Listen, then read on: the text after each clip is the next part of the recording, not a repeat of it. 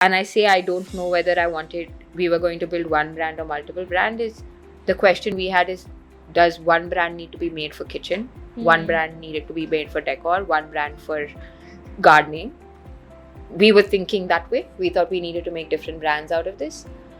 But I think as we kind of built it out and as we learned, we realized the power of one brand is much, much stronger. And that's why this year we kind of took everything that we liked. 8,000 SKUs went down to 200. We kept revenue, and we kept... The goal was to make whatever was winning deeper, and whatever was just noise, cut it.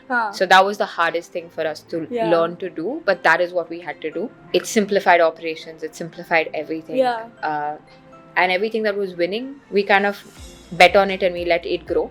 And we learned how to introduce new products. So we built that engine. Now the last question for us was brand, whether one brand or multiple brands. Correct. And I think it became very clear for us that building one brand in India is very difficult. And it's like a long, long journey, and it's going to take a lot of money.